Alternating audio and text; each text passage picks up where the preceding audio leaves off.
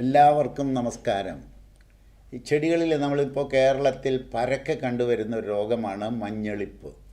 മഴ പെയ്തു കഴിഞ്ഞാൽ ഉടനെ തന്നെ തെങ്ങ് മഞ്ഞളിക്കും, കവുങ്ങ് മഞ്ഞളിക്കും, പച്ചക്കറികളിലെല്ലാം മഞ്ഞളിപ്പ് കാണാം. ഈ പച്ചപ്പ്, ചെടികളുടെ പച്ചപ്പ് നിലനിർത്തുന്നത് മഗ്നീഷ്യമാണ്. മഗ്നീഷ്യം ഉള്ളത് ഡോളോമൈറ്റിനകത്താണ്. ഇന്ന് കേരളത്തിൽ ഇന്നേ വരെ യഥാർത്ഥ ഡോളോമൈറ്റ് കിട്ടിയിട്ടില്ല.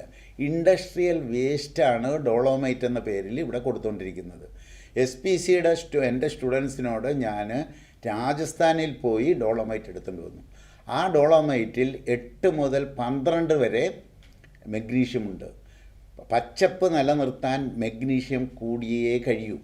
അപ്പോൾ എല്ലാ ചെടികൾക്കും ഇത് വേണ്ടി വരും. പ്രത്യേകിച്ച് മഴ ശക്തമായിട്ടുള്ള എല്ലാ മേഖലകളിലും മണ്ണിൽ മഗ്നീഷ്യം തീർന്നു പോകും എന്നുള്ളത് കൊണ്ട് യഥാർത്ഥ മഗ്നീഷ്യം ഉള്ള ഡോളോമൈറ്റാണ് നമുക്ക് വേണ്ടത്. SPC അത് ഇറക്കിയിരിക്കുന്നത് ബയോഗ്രീൻ എന്ന പേരിലാണ്.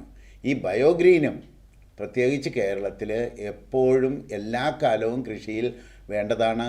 എപ്പോഴൊക്കെ ചെടിയിൽ മഞ്ഞളിപ്പ് കാണുന്നു അപ്പോൾ മനസ്സിലാക്കിക്കൊള്ളുക മഗ്നീഷ്യം മണ്ണിൽ തീർന്നു എന്ന് മനസ്സിലാക്കിക്കൊള്ളുക. പ്രത്യേകിച്ച് തെങ്ങിനും കവുങ്ങിനും.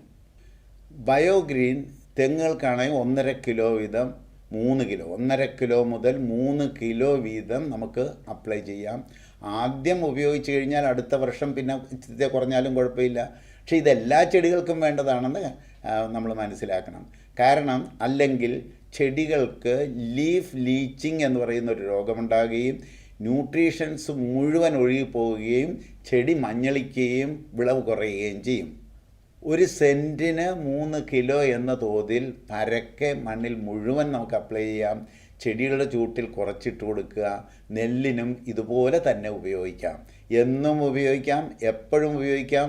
വേനൽക്കാലമെന്നോ മഴക്കാലമെന്നോ ഇല്ലാതെ തന്നെ ഇത് ഉപയോഗിക്കാം എന്നുള്ളതാണ് ഇതിൻ്റെ ഗുണം.